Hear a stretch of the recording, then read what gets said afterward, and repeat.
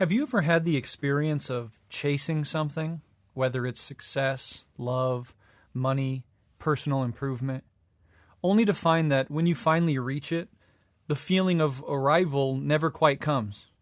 Maybe for a fleeting moment it seems like you've made it, but then as soon as the dust settles, a new longing emerges, another goal, another craving, another sense that something is still missing, that you are still missing something. And so the cycle continues, stretching out ahead of you endlessly. The next job, the next relationship, the next purchase, the next version of yourself that finally will feel complete. Capitalism knows this feeling well. In fact, it doesn't just know it, it depends on it. Our entire system is structured around manufacturing and maintaining this feeling of lack. It's not just that capitalism exploits our labor, and it certainly does, but it also exploits desire itself. It convinces us that we can finally get whole if we just consume enough, work hard enough, own enough, optimize enough. And yet, the more we chase, the more the goalpost moves. The more we consume, the hungrier we become. The more we seek satisfaction, the more dissatisfied we are. Because in the end, capitalism doesn't just fail to provide fulfillment, it requires our unfulfillment to sustain itself. At the heart of this is a deep, often hidden paradox. We are not actually suffering from a lack of resources necessarily, but from an excess of production, an excess of commodities, an excess of choices that never bring resolution. Capitalism thrives not on scarcity, but actually on abundance, an abundance designed to keep us endlessly dissatisfied. We are surrounded by an obscene excess of wealth, information, entertainment, branding, self-help, promises of success, yet we are more alienated, anxious, and existentially hungry than ever before. Why? Because excess does not resolve lack. It intensifies it.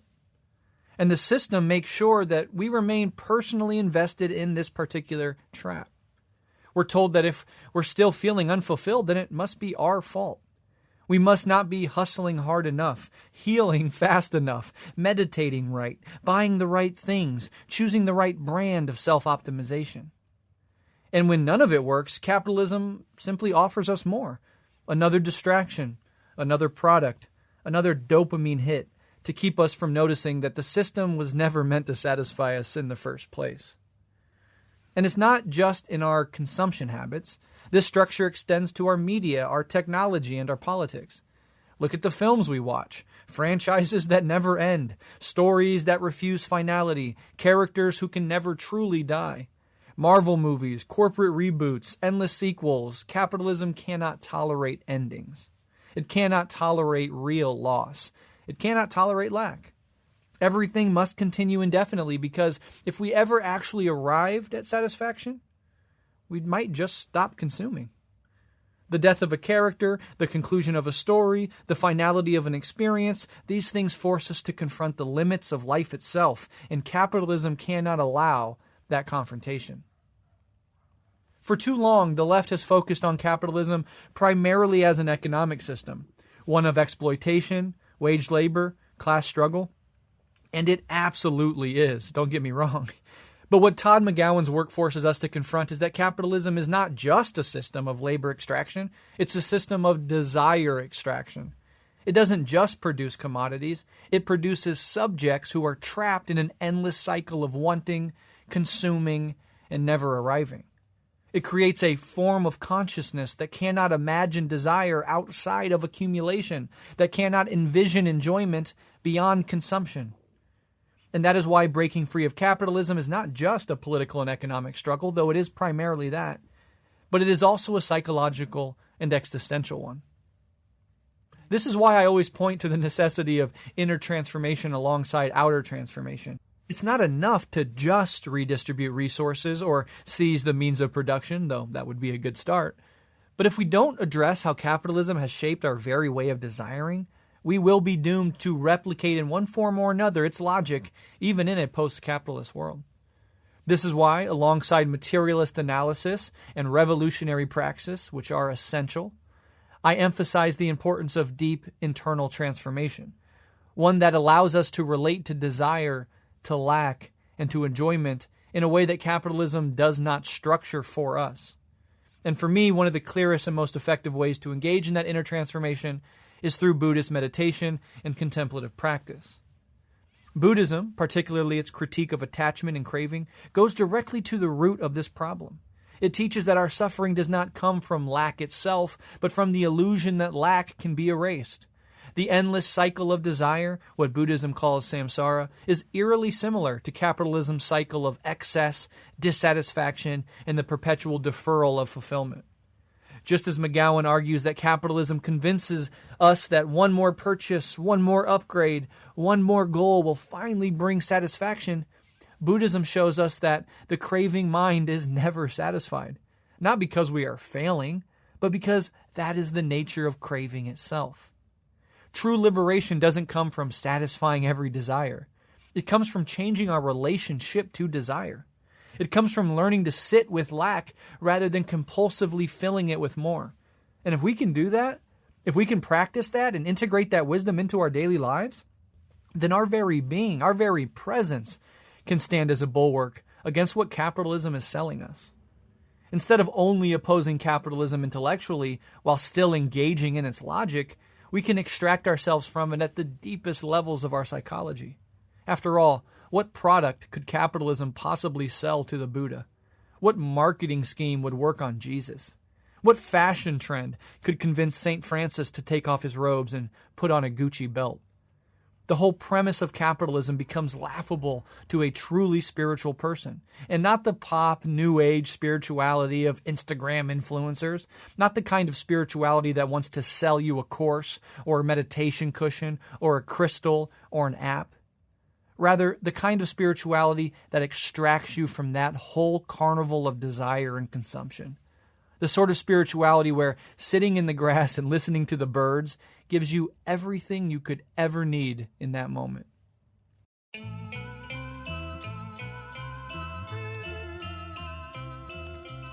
So today, we're going to dive into this head on.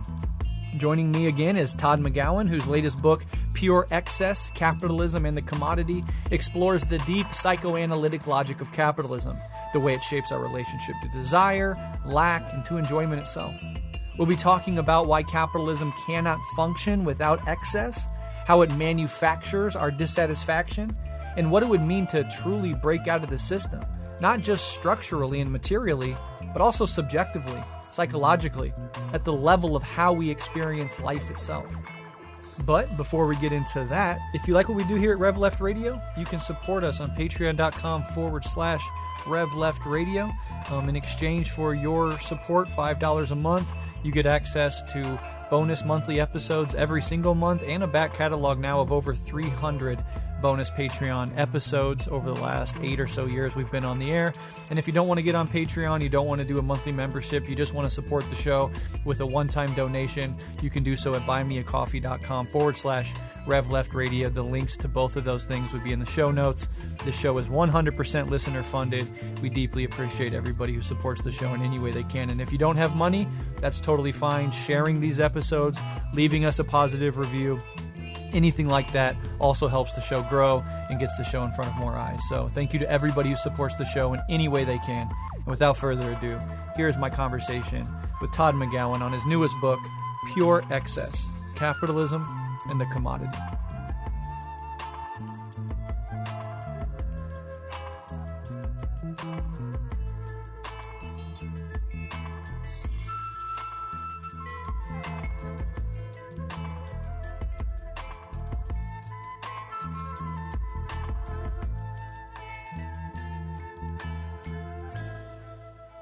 So I'm Todd McGowan. I teach theory and film at the University of Vermont. I've written books like Pure Excess, Embracing Alienation, Capitalism and Desire, and a book on Hegel. So that's kind of who I am. I also I'm the co-host of the podcast Why Theory that some people listen to. Yeah, absolutely. Great to be here. Great to have you back on. I'm a fan of Why Theory for sure, and I think the first time you ever came on the show was in 2019. So this is our fourth show together in 2025. So always a pleasure, always an honor to have you on. You're one of my favorite guests. You're a fan favorite. And I really, really am excited to talk to you about this newest book of yours, Pure Excess, Capitalism, and the Commodity. I just think all your work is a really important angle on a fully fleshed out sort of critique of capitalism, and from an angle that oftentimes Marxists themselves don't really engage with in a serious way, I think to their own analytical detriment. But let's just go ahead and get into it. So the book's title, Pure Excess, suggests that capitalism is not merely about profit or even scarcity, but about excess itself. Can you kind of explain this concept, especially for listeners unfamiliar with psychoanalysis, and how it differs maybe from a traditional Marxist critique of capitalism? Yeah, so in a way, I think this is the book that I've written that's the most Marxist, because this idea of pure excess really, I think, stems ultimately, its ultimate origin is the Marxian notion of surplus value. But yeah, the psychoanalytic twist on that is that, so for psychoanalysis, excess is always tied to lack. So because we're lacking subjects, because we're desiring subjects, there's a paradox or an irony of it that it ends up making us excessive about things. Like we get excessively attached to certain objects. And I'm sure this I think is one way to think about addiction, but even not addiction, like any cherished object we have an excessive attachment to it. So the idea is that if we weren't lacking desiring subjects, we wouldn't develop these excessive attachments. And so the idea is that for psychoanalysis, our lack is inextricably tied to our excess. So there's in short, there's no pure excess. And the way of thinking about capitalism that I try to develop in this book is that, well, capitalism actually it proffers this fantasy of pure excess, this idea of an excess without any lack attached to it. So there's a certain incompatibility between psychoanalysis and capitalism. So that's the basic idea, and I think that, and again, I think that the roots of that idea are certainly in the Grundrisse and in Capital. Yeah, absolutely. I totally agree with you that this is a very Marxist book of yours in that sense. And this kind of relates, before we move on to the next question, to kind of the idea of overproduction within capitalism, right? There's a psychological and a material component. Can you kind of talk about the overproduction aspect and how that plays into this?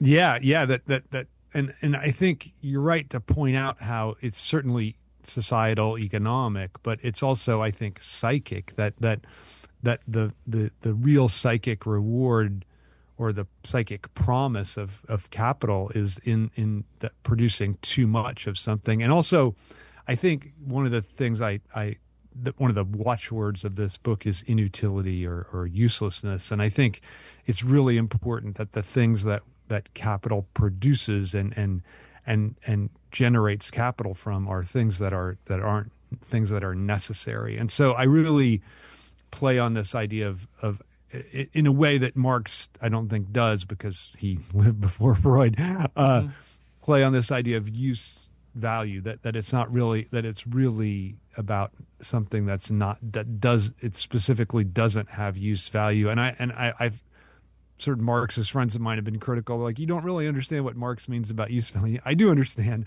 I'm just trying to say that if we understand use in a different way, not just insofar as it can be that we purchase it, right? But insofar as it's not useful for us, that's really, I think, the key to the commodity and to what is being overproduced, like produced so much that it can't even be used in a way that serves our needs. And I think that's really important, that distinction between what's useful and what's excessive.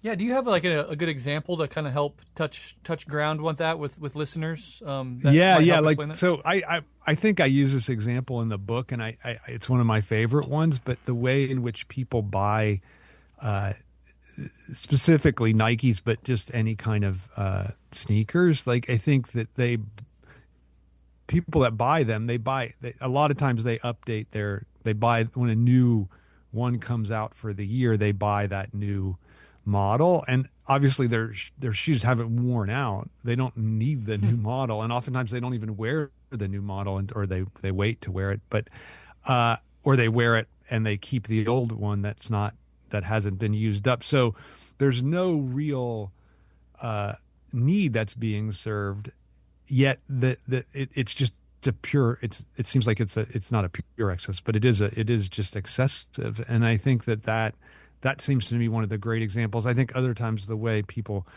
that are wealthier do this with cars, right? Like they get a new car every year, even though their old car is it's nowhere near being used up. So I think that those are a couple of the more maybe obvious examples. I mean, clothing is also a thing that if we look at our closets, we have a lot of things that we never would use, and yet we're still buying more stuff. So I feel like those are maybe the most conspicuous ones.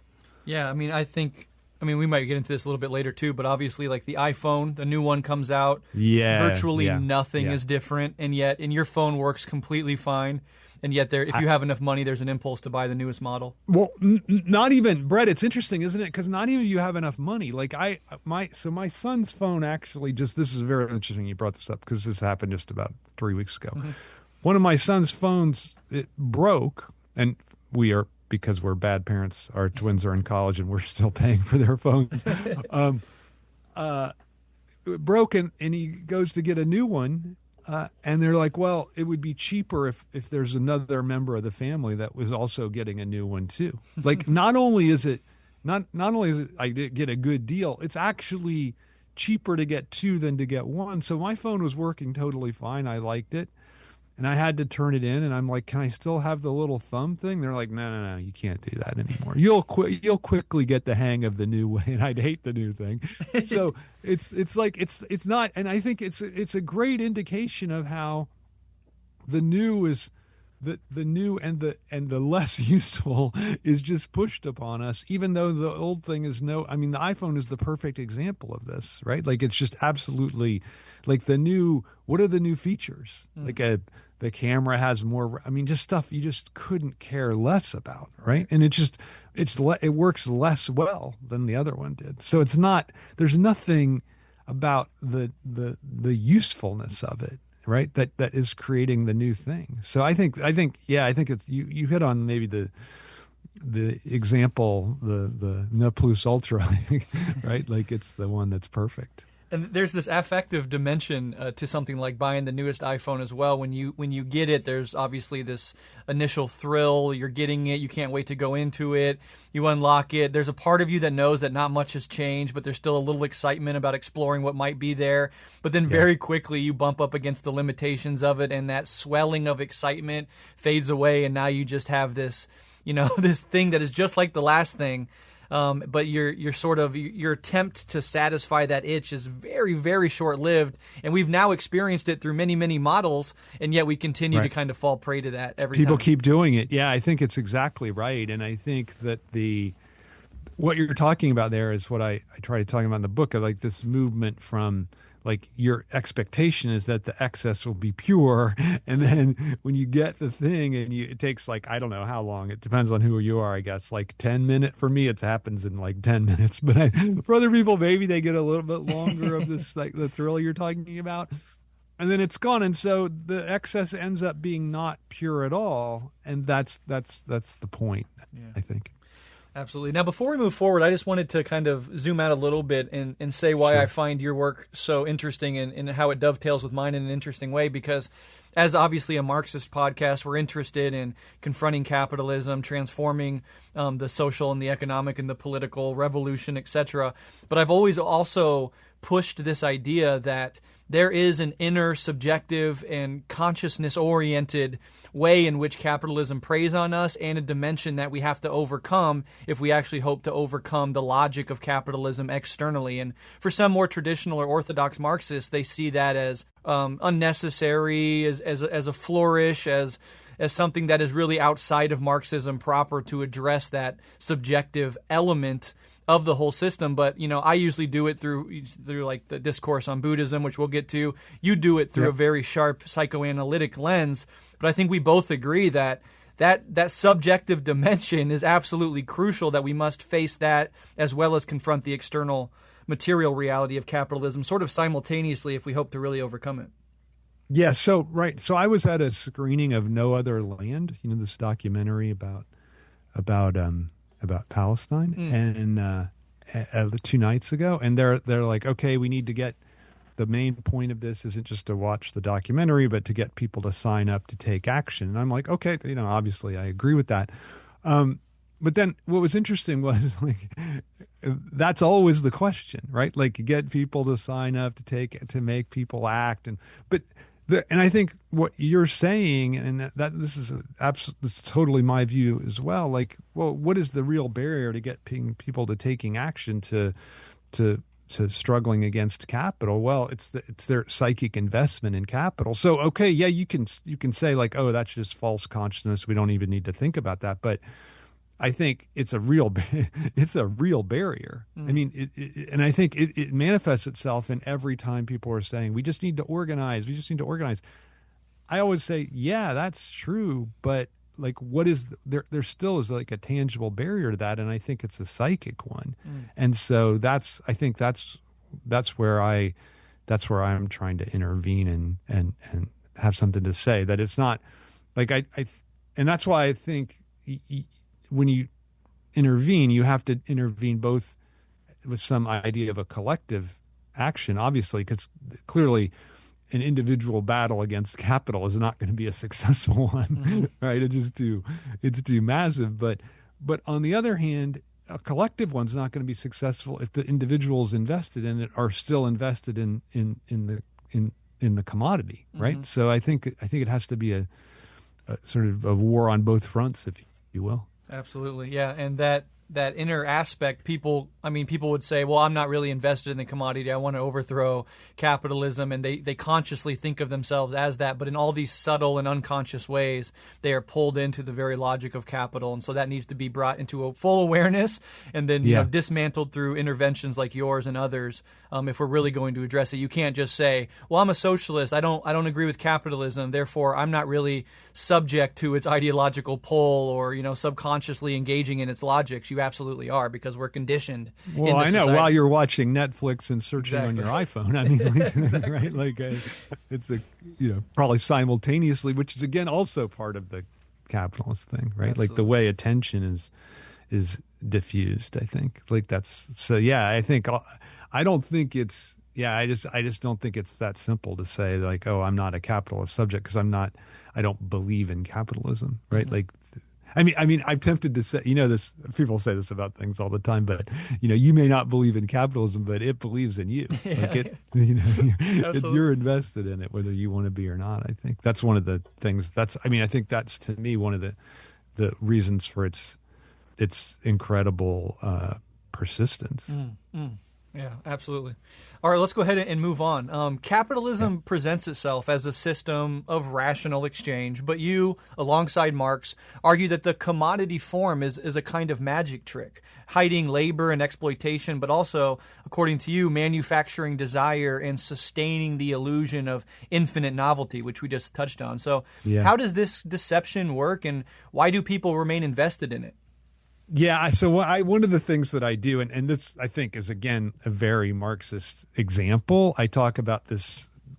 You mentioned a magic trick. I talk about a real magic trick where the magician makes a bird in a cage disappear, and then has the bird come out of the magician's arm or something, coat or something.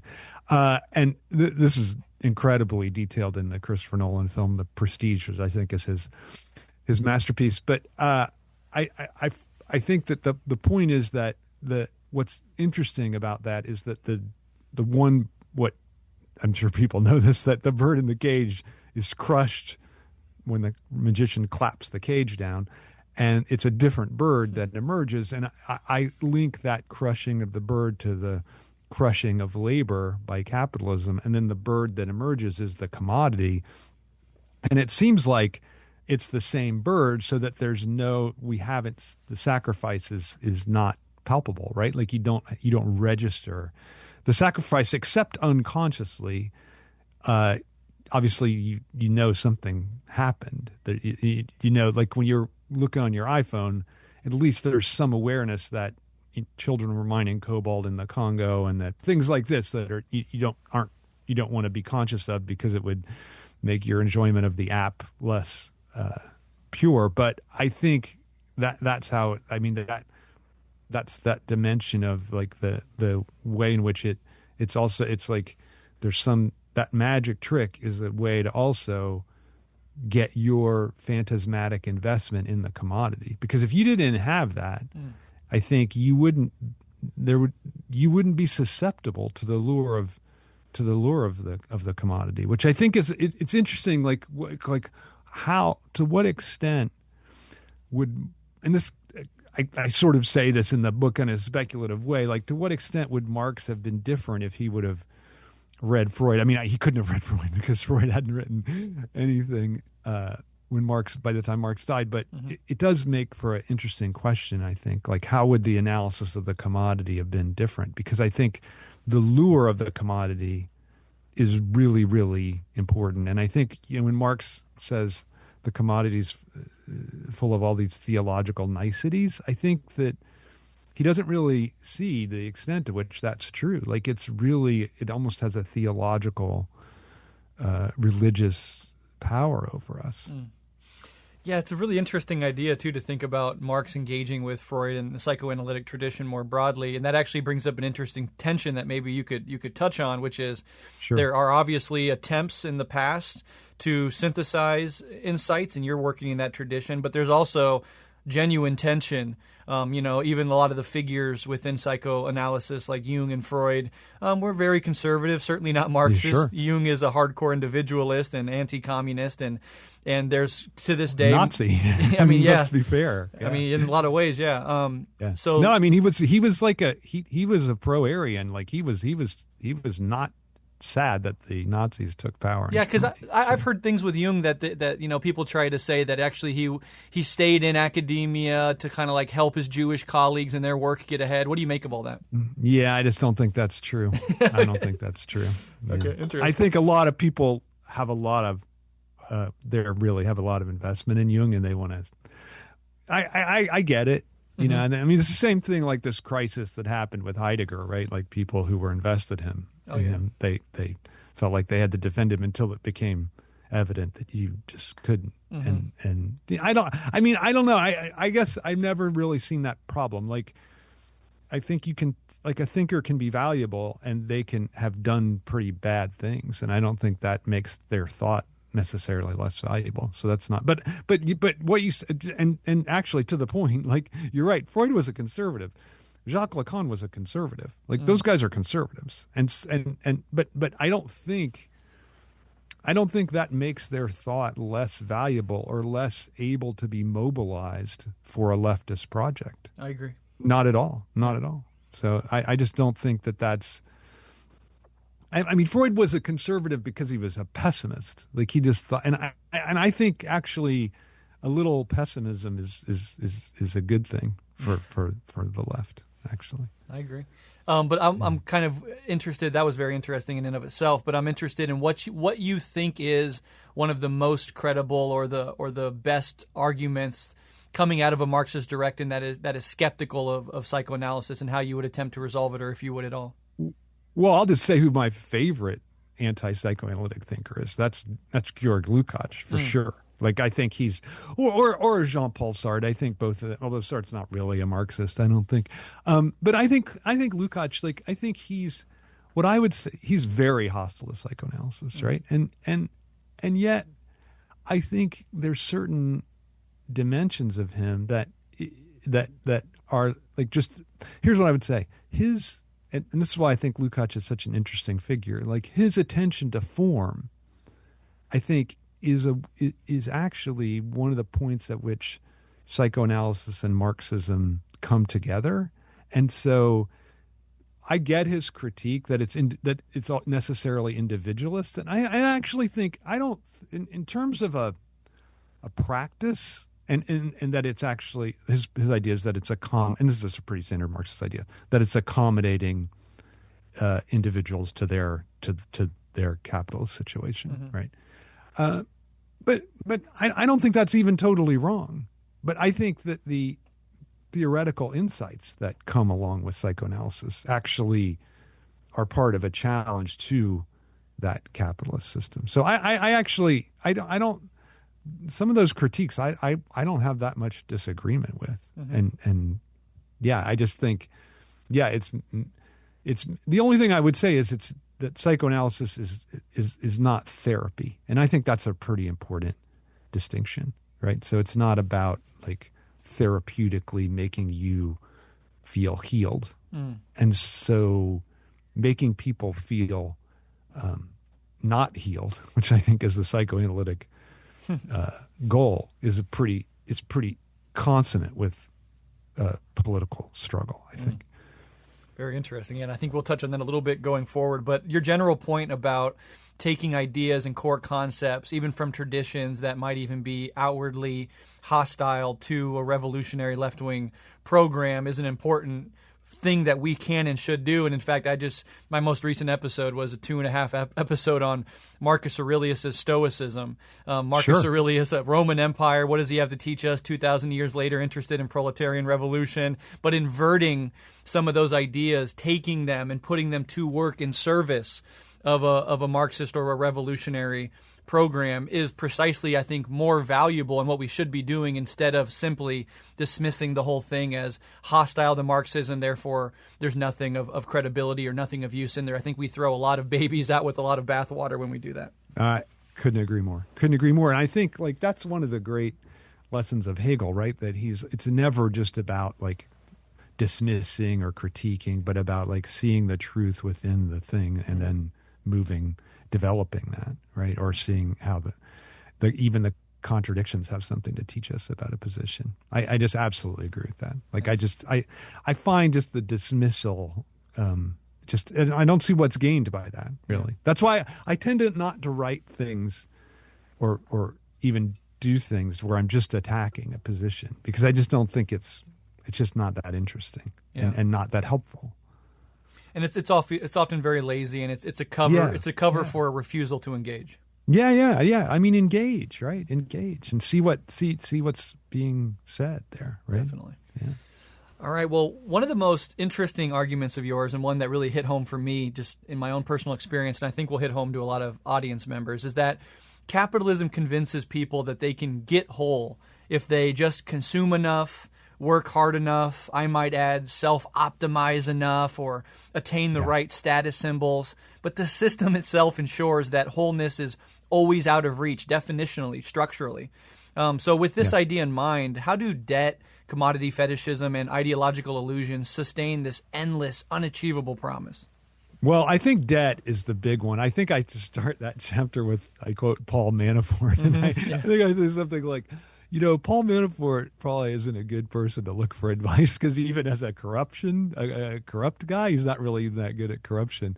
But he, I guess he wrote to this guy he was helping him. He's like, how do I use to get whole? That is, use his position in the Trump campaign to get whole. And I just took that as and I mentioned this in the book. My grandfather was a great gambler, and not a bad gambler, but a gambling addict, and he was constantly on the phone to his bookie, and I heard him say it all the time. Well, how can I get whole here? And I thought it's really interesting the way debt functions, right? Like the main problem with debt isn't that you're in debt, that you owe money. It's that it fosters this psychic illusion that you can, if you just pay back the debt, you can get whole. And I think I think that idea of wholeness is really integral to the way that capitalism functions. And that's why, for me, seeing the necessity of self-division and contradiction and alienation, failure of wholeness, is really part of the way that you confront that system. So the point would be, even if you pay off your debts, you're still going to be desiring, lacking being, not a whole being. So I think that's like to me, that's one of the main ways. I have to say that was the first thing in this book that I wrote, and I felt like, God, that I really kind of have to fit that in something, because I think it's such a powerful, like, debt is so omnipresent, right? Like, capital can't survive without debt, and it's obviously increasing and increasing, and I felt like I needed to talk about that, and I think that's. It's easy to talk about the economic role that debt plays, but I wanted to get into the psychic role that it played and the way it promulgates this idea of wholeness. Yeah, and there's not even, I mean, there's consumer debt, of course, but the debt aspects of American life, where to get an education, to get medical, I have deep debt, and it's just because I had the gall to not be rich and try to go to school, and then I had the gall to try to get medical help without having good insurance or whatever, any insurance, and so medical debt is the number one cause of bankruptcy. It's a killer. Oh my God! Killer, yeah. Brett. Yeah. So it's just brutal how that whole aspect of your analysis here is also tied into people's like ability to, like, you know, because in capitalism you need to advance. You're told, like, if you don't, you know, get this degree and keep moving and keep getting more credentials and getting more skills, you're going to be shitty on the job market. Nobody's going to want to hire you. So then to go after that goal, then you have to go into debt. And it's just like this horrific spiral that really feeds off each other, but is really indicative of your point here that it's actually impossible to get whole, to finally reach an end point. Exactly. But you're chasing that and the whole also time. the way that debt, just what you're talking about, the way that debt is absolutely crucial to sustaining the system, right? Like all the profit for capitalism is profit off the future, right? Because there's not enough in the present to keep things constantly growing. So it has to be borrowed from the future. And so it's really interesting how people have to be pushed to this position of, like, in getting more debt. And interestingly, I think if you stay out of debt, like, don't you think it's fascinating? Like, if you're one of these people that pay your credit cards off every month, you're actually, like, you're the parasite, because you're getting a discount on everything that you buy and everything you do. You're able to use your credit card. You maybe even get a cash back at the end of the year, right? Mm-hmm. But you're doing it because there's all these other people, most users, that are paying interest and are in debt, right? Mm-hmm. So it's I think it's like a reversal. The way capitalism works, it's a reversal of the way we see the parasite. The parasite isn't the person that's in debt and relying on on other people's money. The parasite is the person who pays off their debts and are surviving on the basis of the people who are indebted. And I think the same thing is true in capital, actually. Like it's the big companies that rely on everybody being in debt that keep things going, and the parasitical, and this is a terrible thing to say, but the parasitical firms are the little, like, corner stores that people pay cash, and because they're not the ones that keep the capitalist system going. It's the huge conglomerates, right? It's super fine. Interesting. Yeah. One more thing I think about, even specifically in regards to, like, just consumer debt. You want a new couch, you want a new table, but you're working class. Something that I feel is like even with me and my wife, sometimes we do this. Like, we buy a couch and then we pay off the debt because we have to finance the couch or whatever. And then so the horizon of paying off the debt is there. And then there's that feeling of satisfaction, like we have no more debt. But the first thing we do is say we need a new dining table.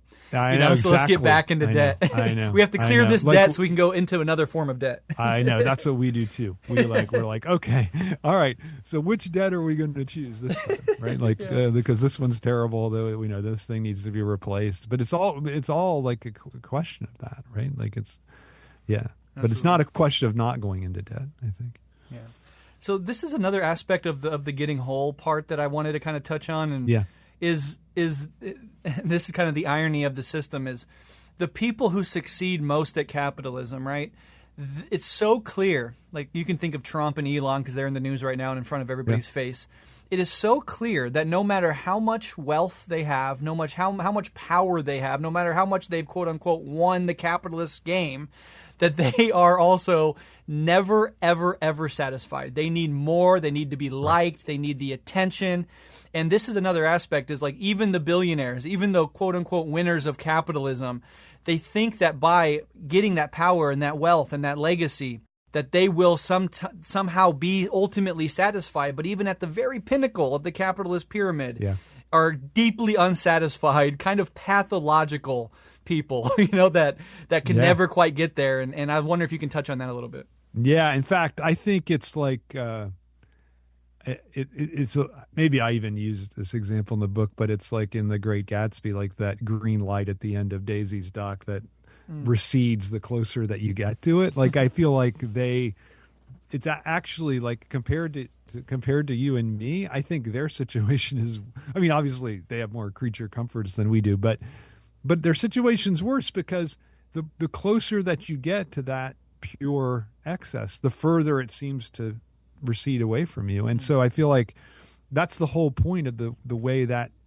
ideological structure functions, that you can't, the closer you get to it, the more you feel like I don't have it really. And so I got to do more and more and more and more. And so that's why, like Musk, he's just bragging about working 100 hours a week. So what is he working for?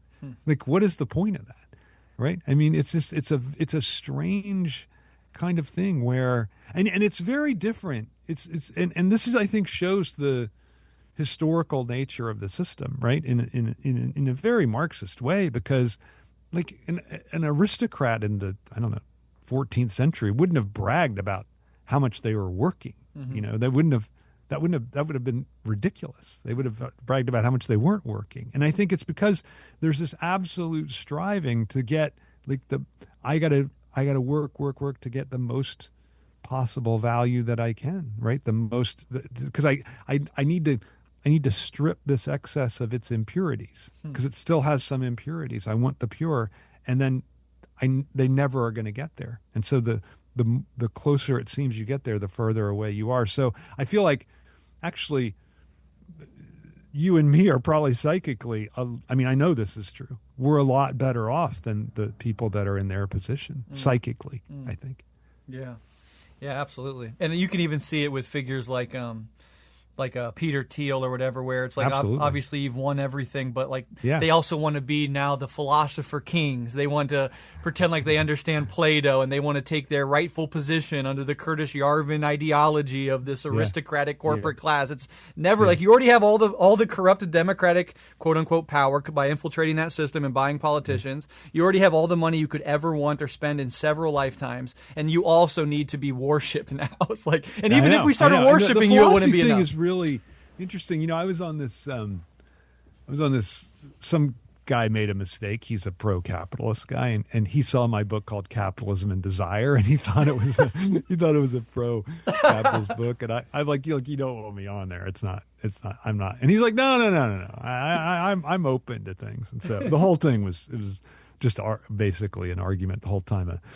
But what the one thing I thought was really funny was he had an interpretation of Plato's allegory of the cave, and he's like, well, see, here's what's happening. The philosopher goes up, and he's like the wealthy person, and he sees in the sun, he sees gold, and he brings it down to everyone, all these workers who are enchained, and he says, look, come up, you can have gold too. And I'm like, wow. I said, So I said, have you read the rest of it? He didn't answer this question. I'm like, if you read the rest of the Republic, it's not really, it's kind of about, it's more of like a communist book, actually. It's about a collective. It's not really about individual striving. And it's certainly not about the accumulation of wealth. He said, Plato, that wouldn't make any sense to him. He's like, no, every society was about the accumulation of wealth. It's all, every society is about wanting more and more and more. And so it was just fascinating that he wanted to be the expert on Plato's allegory of the cave. And I said to him, I said, look, you can have your people, you can have like Ayn Rand and Frederick Hayek, but like leave us Plato, because like he's on our side. So, absolutely. But he wasn't going to do that. It was just interesting. I think it just proves your point, right? That there's not like nothing's off limits. Like it's just I got to conquer all these new worlds, right? I love to see him in a bookstore when he comes across Marxist Capital. He'd be like, "Oh, this is interesting." Yeah. All right, let's go ahead and move on. Probably try to invite Marx onto his show. His grind set, hustle culture show. So let's move forward a little bit, and this is kind of fun and I think culturally very relevant to everybody who's just exhausted by this. But from endless Coke variations, Diet Coke, Zero Coke, vanilla, Sure. cherry, orange vanilla, to mind-numbing Marvel movie reboots, capitalism thrives on perpetual reinvention, repackaging the old as something new, which we see in modern film and TV a lot. You know, endless remakes, endless sequels, retreading the same ground over and over and over again, but always kind of presenting it as new. Is capitalism even capable of functioning without this illusion of the new? And do you think there's a breaking point where people start to see through, like I said, this rather exhausting cycle? Yeah, I think that your suggestion is correct, that capitalism cannot function without the new, because I think if someone just said to you, if their advertisement for this new Captain America movie was retread, it's just basically the same story, some new characters, but it's all the same basically. Please come see it. No one would come. No one would go see it, right? Even though almost no one did go see it. But I do think I think that sanguine note I think that you had in your question. I tend to agree with it. That I think there's a whole danger of a worldwide fascist turn that it would obviate this, but I do think that there is some sense of for instance, about the phone, my students are all, they said, I hate my phone, right? They just hate it, but they can't get rid of it and they can't stop looking at it. But the affect that they have is hatred. And I think the lack of people going to the movies, which is sad to me because I still go to the movies, it reflects what you're talking about. So I do think there is a kind of saturation point, and I think there's also interesting in lying behind your question. I think, is there some way in which genuine novelty and capital are anathema? And I think certainly genuine aesthetic novelty and capital are anathema. I think that's true.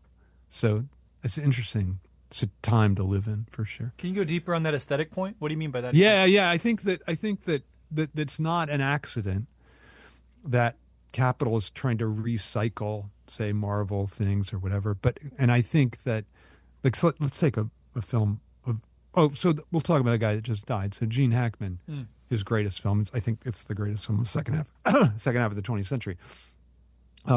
Francis Ford Coppola's The Conversation. Well, it's a film of incredible novelty, and people didn't really go see it. It was nominated for Academy Award, but another Coppola film, Godfather 2, won because it couldn't be registered, right? Like, it just can't. I think that's true of any genuine aesthetic novelty. Like Citizen Kane, it's true of. Like, it couldn't. It was basically a bomb because it couldn't, and Hollywood tried to suppress it because it's so challenged.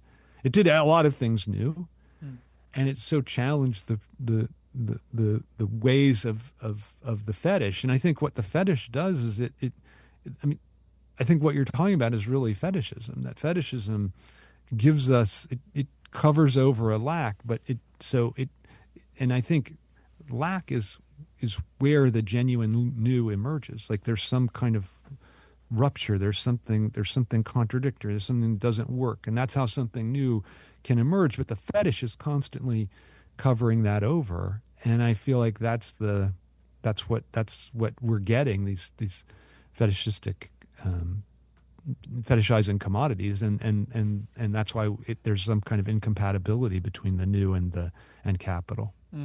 I have two questions to follow up there. One is Sure. Just in the psychoanalytic tradition, where does lack come from?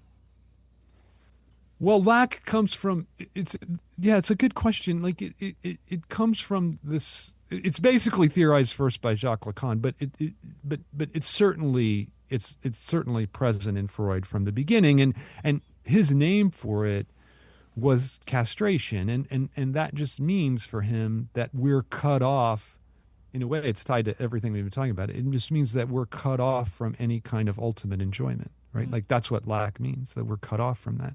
Not because, and I think this is often the way Freud is misunderstood, not because we once had it, we once had this plenitude of the breast and then it was taken away from us. No, but because it's precisely being that act of being cut off that creates us as subjects, that it's desire that makes us subjects. And so that desire and lack are basically, they're the same thing. So without that, we wouldn't exist as subjects. So that's where it comes from. Like this idea of, like, another synonym of it is castration, but castration for Freud and for Lacan is not literal castration. It means that it just means you're cut off from the ultimate satisfaction that you imagine, but doesn't have any actual existence. And it's never existed? Never existed, right. And this is a very interesting thing. So Freud has this very fascinating discussion in a very early work called The Project for a Scientific Psychology. He never published it. But he develops this idea that Lacan would really work out further, of Nachträglichkeit or retroactivity. And the idea is that a thing comes into existence insofar as it's lost, right? Like, so that ultimate enjoyment, it's only insofar as we have lost it that it actually once did exist, right? So it never existed. It just, we kind of lose it into existence, you might say. And I find that idea really, I think that's how all nostalgia functions, right? I have this nostalgia for my childhood, but when I was in my childhood, it was pretty miserable. Yes. And so it's only because I've lost it that retroactively it's acquired this status of, oh God, it was so great. I was playing in the backyard and it was, that was terrible. So I think that's it wasn't that terrible. It was fine. Sure. But it just wasn't this site of ultimate enjoyment that I nostalgically turn it into. I always think of that in the context of reactionaries' mythologized past. Like they're so miserable with whatever modernity, and they think that there's, if I could just go back to this time, I would be satisfied, and I would love to just run the experiment, put them back in the fucking 50s, and watch their same pathologies and neuroses be present. Exactly, there. Man, exactly. I think that's really true, and I think like you could, I've heard people say this, and it's right. Like, okay, make America great again. What time exactly do you want to return to? Mm-hmm. Right? Like even like and people rightly say like, well, if America in the 20s wasn't so great if you were black, et cetera, or poor, but even for the people that were well off, it wasn't so great, right? Like I think there's a just like what you're saying, like you put the people back in that epoch, and they're not gonna like if you put Trump back in the like he loves William McKinley, right? Like you put him back in the epoch of McKinley. Is there running water? I mean, that he has easy, like there's not showers, that's for sure. So there's a lot of things that you I think miss. Absolutely. So, and the people that were closest to, like, let's say a reactionary today, the people that were reactionary in the 50s were bitching about the progress of the 50s and wanting to go back to the 1800s, right? Exactly. It never ends. I mean, that kind of right-wing populism, reactionary movement, fascistic movement. I mean, I think that is coincident with capital. I think it's I think you can't have capitalism without that as this constant accompaniment to it. Precisely because this capitalist fantasy can't come true. So then you're like, why isn't it coming true? Well, it must have been true once before. So I'm going to go back to that. Right. Yeah, and then there's that tension where capitalism is always seeking the new. It's always sort of revolutionizing things. It's homogenizing. It's destroying cultures and tradition. And then the conservatives and the reactionaries in capitalist societies are always in tension with that, but they never put their finger on capitalism itself as the thing doing it. So they're kind of in a reactionary way defending the hierarchies of capitalism, while in like a subconscious way contending with the fact that everything you say you believe in, like tradition and stability and patriarchy, is actually kind of being overturned and tumulted and thrown up in the air by the very processes of capitalism itself, which needs those processes to continue on and survive. Yeah, that's a great point. I think I like tumult used as a verb. That's pretty great. But I think, it's the kind of Marx one. It's like Communist Manifesto, right? Like all its solid melts into air, right? Like I think that okay, yeah, I'm against these traditions being uprooted too. Let's attack capital for that. I mean, I'm not necessarily, but it is interesting that what they're really on about, what they're really upset about, is precisely capital, right? Like when you think about the way that people are upset about conservatives today, or upset about transitioning and surgeries and all this stuff. Why is that available to people? It's available because of the development of capital. I mean, obviously people transition to some extent all throughout human history, right? But the widespread medically available transitioning, that's a product of capital, and it's a bunch of capitalists who are selling it, right? So the thing that they're upset about is the very system that they're defending. So you're right. I mean, that is to me one of the incredible contradictions of reactionaries today. The things that they are most riled about are the things that are directly due to the development of capital. Exactly. I just think it's just such a great point by you. Yeah, and a great addition to you. And there's a million examples of that. And the second part of this follow up, though, on the endless Coke variations in the Marvel movies, and I'm really interested in your take on this, especially with regards to film, is there seems like even though obviously the 70s and the 60s and the 80s were very capitalist times in the U.S., there seemed to be more dynamism in the cultural production. That it has sort of ceased now, that there's something culturally shifted, even though we're still living under capitalism, where all these remakes and these sequels, it's just so it lacks so much imagination that even during other times in American capitalism in the last 75 years, they had much more dynamism in their artistic creation. So what do you think accounts for that? And is there anything maybe we're entering a terminal or a late capitalist phase, or I don't know. There's lots of different directions you can take it, but how do you make sense of that? Yeah, I just want to say one thing in support of what you're saying. As recently, this is 26 years ago, as recently as 1999, it was the greatest year in the history of cinema. They're just not, it can't even be debated, right? I could sit here and list 30 films that were better in that year than The Matrix, which we think of, if the Matrix first Matrix, if that came out now, we think it's the best film of the year by far. There's not even anything could compete with it. Yeah. So that's 26 years ago. And so you're exactly the kind of cultural decline that we, at least in cinema, I think it's true in popular music as well, and other artistic forms that we're witnessing is just incredible. And I think it's not just confined to the U.S. either. I think it's worldwide. Although what's interesting to me is where the exceptions are, because I think Iran is one exception, which is a little bit interesting, right? Because it suggests that maybe the tension with that fundamentalist regime is producing a kind of art. And then South Korea is the other place is a site for the film that everybody will know, Parasite, but I just encourage people to there's 30 other South Korean films of the 21st century that are better than Parasite, including 5 by that same director. So it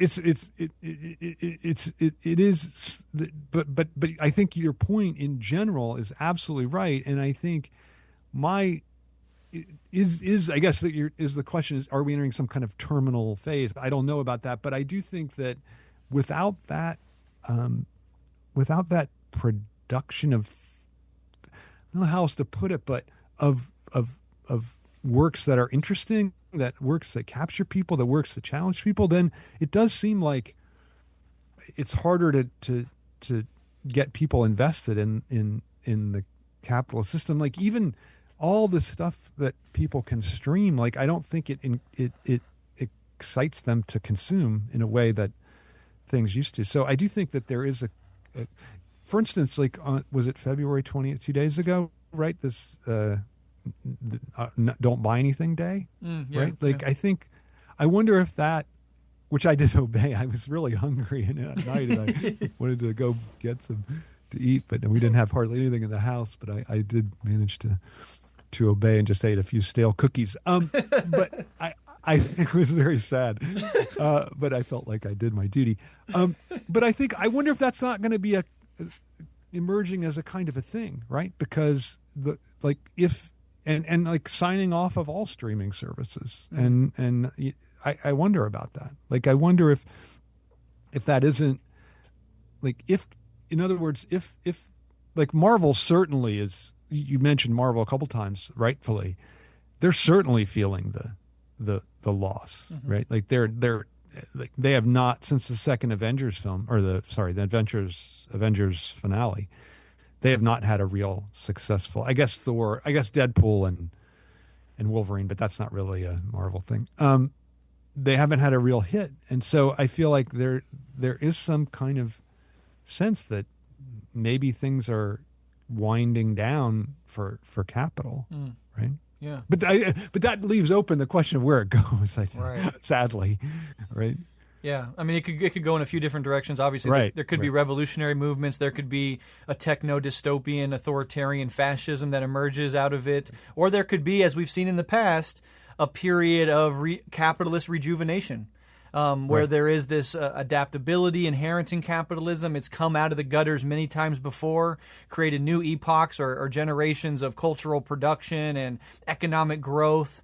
But it feels like that trick that it can pull out of its sleeve is not working as much as it used to. So I'm very interested to see where that goes. Yeah, I'm very interested too. I mean, I know that so a friend of mine, Jody Dean, and I know like Varoufakis, like they're really into this idea of techno-feudalism. Mm-hmm. And I get it. I see why they're saying that, and maybe that will be the future regime. But I think I think that's sort of looking into the future, right? Like my feeling is we're still in a capitalist regime. I think it's more and more an authoritarian kind of capitalism. But I wouldn't call it yet feudalism, just because the way in which, like, I don't think feudalism depended, its lifeblood wasn't the commodity. Right. And I think that's how Marx defines capitalism. And I think I define it that way too, that it's the rule of the commodity form. And I think I don't see how, in fact, I think that that's even more true today than it was in the epoch of Marx. So I'm a little reluctant to make this move to techno-feudalism or some kind of new neo-feudalism. I think that's a really great point, and I agree wholeheartedly. And actually, I push back explicitly on the idea that even when I use the term techno-feudalism, I'm actually not pointing to a shift in the mode of production. I'm trying to use a literary flourish to point out a certain phase in capitalist degeneration, you know? Yeah. But it's still firmly capitalist. The super, I would call it a superstructural malaise. Yeah, that's good. That's occurring right now. I think that's nice, I think. I like that a lot. And in South Korea is a brutal capitalist, deeply unequal society as well. But, and then like taken over by these huge corporations and massive poverty. And a lot of the cultural production coming out of South Korea is anti-capitalist in form. So that's what I was going to say. I mean, right. And about the Iranian films, it's hard to say. I mean, it is that in more indirectly, but in Korea, it absolutely is. Absolutely, for sure. Right. All right. Well, let's go on to the next question here. You argue that capitalism cannot tolerate real stakes, real endings, or real loss, that even mass culture reflects this by endlessly resurrecting dead characters and refusing finality. I also get a sense of this in how the system as a whole, as we were just talking about, kind of seems to be reaching its own limits, not only ecologically, but also in its inability to kind of constrain itself and its rabidity in the form of Trump and Elon sort of hitting the accelerationist gas pedal, in its direct confrontation with democracy itself, no longer able to ideologically conceal its outward disdain for it, and in the fact that people living under capitalism are living worse and worse lives materially and psychologically. So how does all of this relate to the death drive, which is one of my favorite concepts out of psychoanalysis, and what does it tell us about capitalism's fear of limits? Yeah, that's one of my favorite concepts too, that I think that so here's what I'd say, that I think capitalism, like every system, has to rely on the death drive, because death drive is the engine that gets us going through the day, right? Mm-hmm. Like we're driven unconsciously to repeat traumatic events, right? We're to repeat loss, and even though there is this fantasy of overcoming lack and loss for good in capital, I think nonetheless, the more you do that, the more you engage in this repetition, and that's what we see all the time. So, but here's the thing: I think it cannot be avowed, right? Like that, like just like you're saying, like loss cannot be avowed. Like you just have to look at this most recent horrible Deadpool Wolverine example. Like Wolverine was dead and buried; he wasn't being. So they went to a multiverse and resurrected him, right? And so it was just it's just horrible because, and I think you mentioned the word stakes. Like you can't. It's interesting because in capitalism, it's life and death stakes for everybody that's working at a job, right? Like at any moment that you could do something that offends the powers that be, and you're out on the street, and then how long is it till you're out on the corner asking people for anything helps, right? Mm-hmm. Like, and I think we all feel that, and but I don't think capitalism can never tolerate real stakes, at least aesthetically, right? Like it can't. There's never can be this moment where like, okay, like this is lost for good. And that's why I think the climate situation, I think collectively, we've just decided on, we're just in for disavowal 100%, right? Like we're not even gonna purport to address it. Yeah. Right. That's just out. And I think like, obviously the U.S. is leading the way with Trump as the great denier, but I think the rest of the world now, it's really fascinating, has kind of said, okay, I guess we're just giving up that. Mm-hmm. Right. So it's except China maybe, which is a scary kind of prospect, but yeah, maybe. Yeah. There's also the taking off of any pretense to guardrails with regards to AI. Who knows how that will actually turn out, if that's a bubble or not, but there's an accelerationist idea there.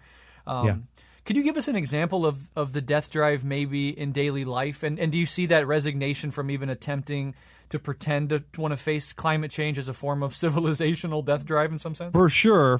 Because, I mean, there's an interesting way that fetishistic disavowal and death drive function together. And so the denial of climate change is the thing that allows the death drive to keep working. But I just a perfect example from my own life. So I used to run just as a way to eat a lot of cake and stuff that was bad for me. And so ostensibly you're running to stay healthy, but I would run no matter how I felt. And so I was getting a little sick, and I kept running. And then I went for a run while I was really feeling bad. And I damaged my lungs terribly. And I because I had such severe pneumonia, my heart rate was up to 200 resting. Like I was like near death, and I was drawn on. And what's interesting is I thought it was for my pleasure, right? So I could have these nice pieces of cake, but really what was driving me, and I think this is the key thing, is the destructiveness itself. Like I think we say like, oh, I like the taste of that thing, or I want to get this other thing. That's why I'm sacrificing myself. But I think that psychoanalytic idea is that other thing is just a lure. That thing that seems like a pleasurable is just a lure. And what you're really getting off on, to put it that way, is the sacrifice itself. So that's the idea of death drive. That sacrifice is in a way its own reward. And you see how that's so antithetical to this idea of a pure excess without any sacrifice that capitalism tries to promise us. Yeah, absolutely. I could think of examples in my own life, but I'll just, for the sake of time, urge listeners to kind of think in their own life where the death drive might manifest. That's a fascinating self-examination. Well, just don't you think even in a daily, in just a much more daily way, right? Like the way that you, like I constantly at work am taking up tasks that are just getting in the way of my free time, my ability to keep writing and reading and doing the things I like to do. Why am I doing that? Like there's no one's pressuring me. I'm just keep on doing that, right? Like I think that's I think everyone can think of examples like that, where you're just taking on this thing that, well, why did you take that on? Like, why are you doing that? Like, it's just a pure self-subversion. Yes, right? Absolutely. Yeah, that hits home for sure. One quick point I want to touch on before we get into the last two questions here is I really love your argument, and you don't have to spend too much time on this, but the argument that minimalism has been transformed into another form of excess, this idea that less is more as an aesthetic choice rather than an actual reduction in consumption, or even a new way to consume while convincing yourself that you're actually consuming less. But, I've seen this in the way that this actually manifests in people's real lives is like they'll buy certain furniture, they'll move towards a new aesthetic, and they're telling themselves that they're consuming less and they're getting rid of some things, but at the same time they're also taking on psychologically and oftentimes materially new forms of consumption. So how does can you talk about this, and then does this mean that any rejection of excess under capitalism is doomed to be commodified in this way? No, I don't think that's true, but I think you can limit yourself in a way that's, I just think the way that, I think you just put it pretty well there, that the way that minimalism gets mobilized is that it stresses the aesthetic, it stresses the new commodities that you're buying, and then so you've just defeated the point. But I do think that self, I mean, in a way, this is how the book ends, that some kind of self-limitation is the only way that we're psychically prepare ourselves to challenge the capitalist regime. I'm pretty convinced of that. So I don't think that any kind of self-limitation is immediately going to be co-opted in the way that this minimalism is. But I think that you can definitely see the way.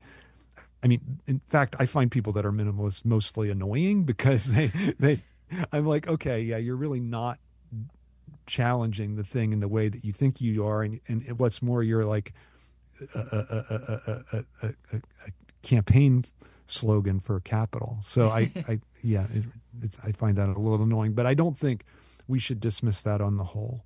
Yeah. I totally agree with you, and that's a great segue into these last two questions, which now that we've kind of understood the problem, and of course this is just an interview, you have to get the book to grapple with the full complexity of this argument, and I highly recommend people do. And as you said, it's not only your most Marxist book, I think it's incredibly accessible as well. So people that might not feel totally comfortable with psychoanalysis, I think, can still find their way in to this text pretty easily, especially coming from a Marxist perspective. I think I kept the Lacanian jargon into one little teeny footnote. That's one sentence long.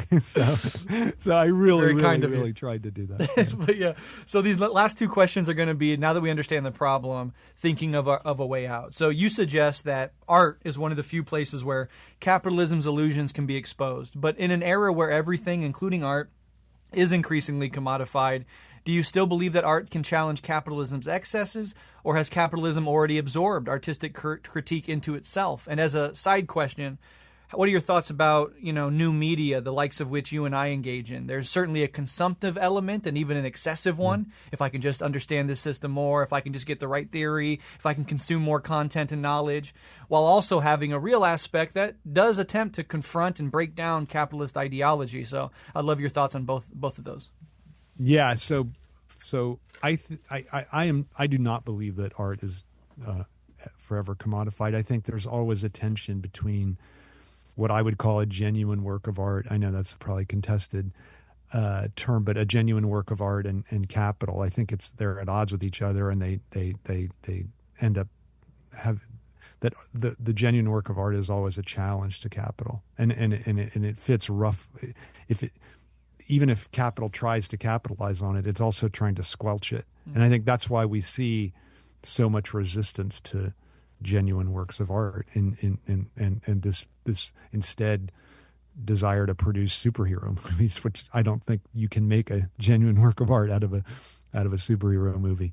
I know that I just offended probably most of your audience with that, but it's not mine. Yeah. But or at least half. But so that's what I would say. That I think there's just I mean we could just go through history, right? Like.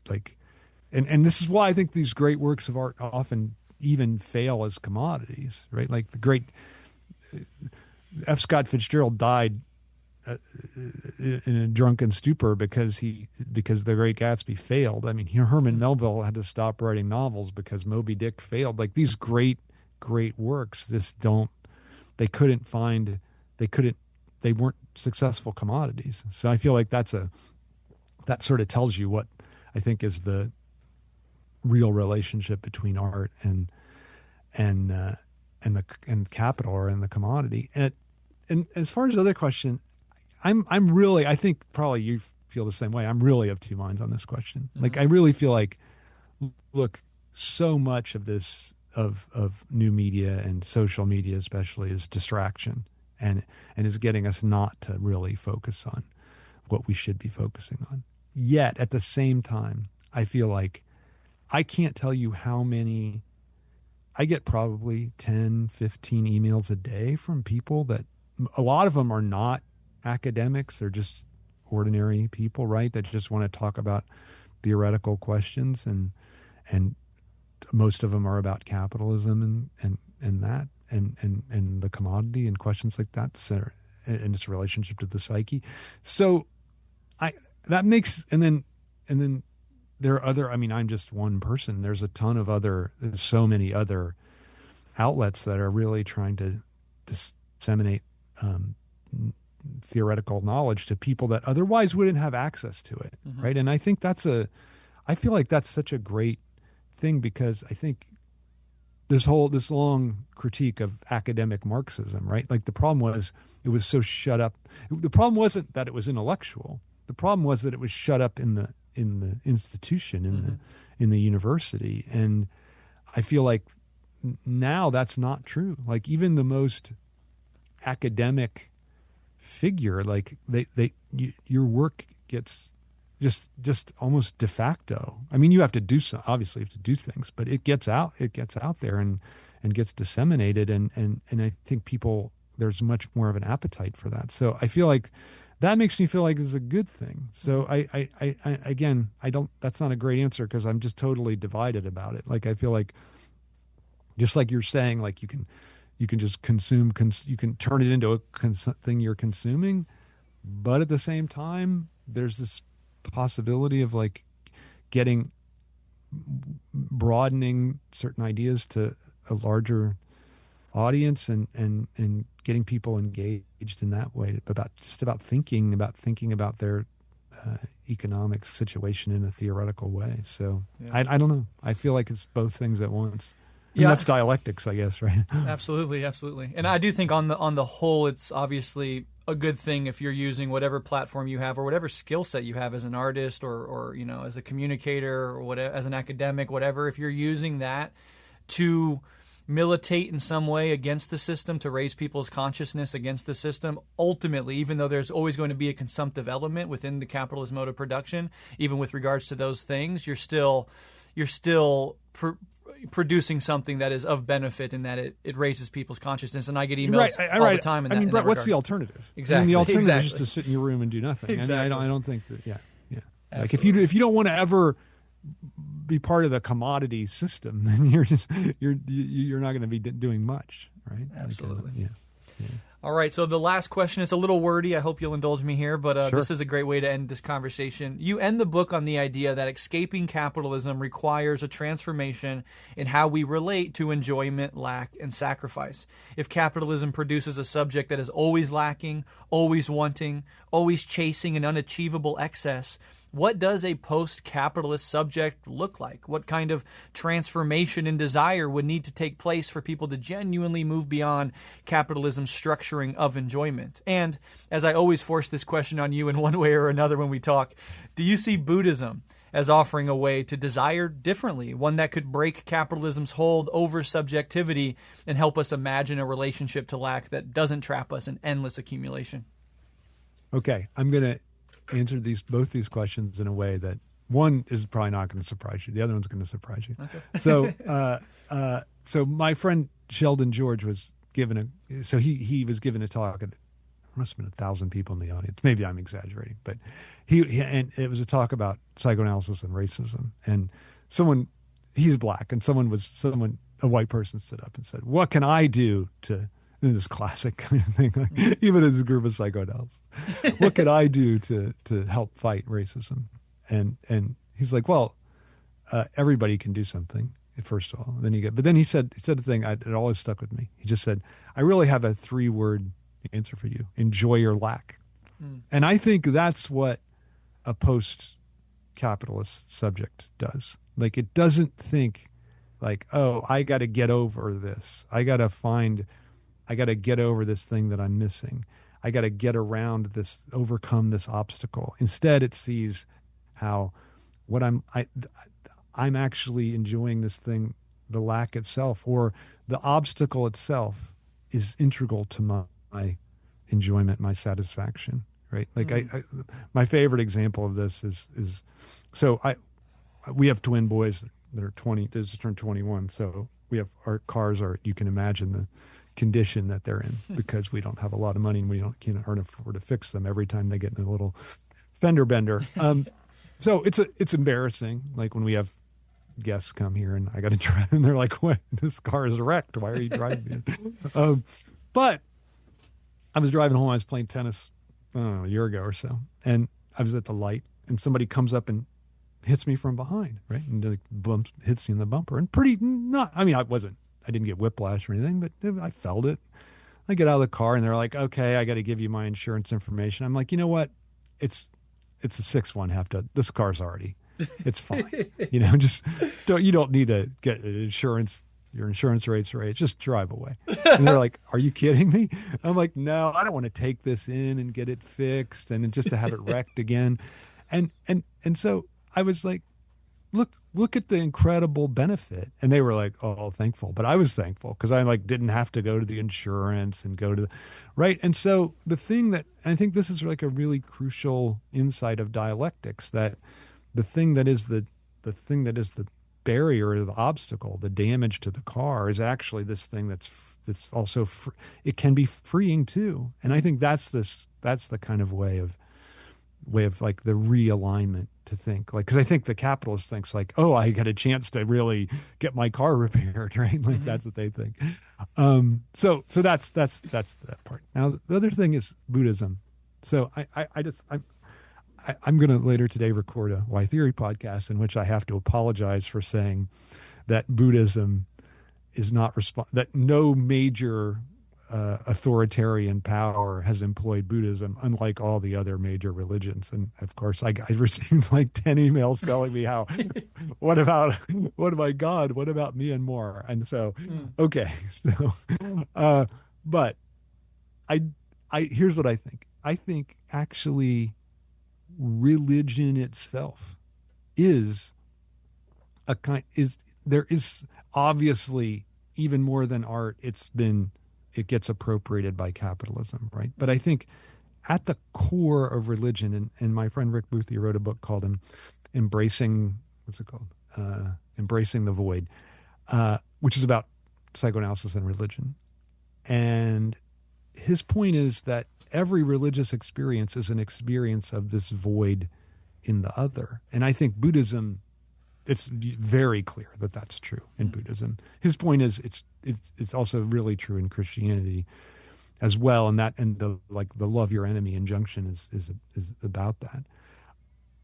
And obviously in Judaism, it's the void is God and the inexplicability of God. And so I feel like that there's something in that is ultimately incompatible with the logic of the commodity. So I do think that obviously religious fundamentalism seems like the much more likely path that we're going to go down, which is horrific.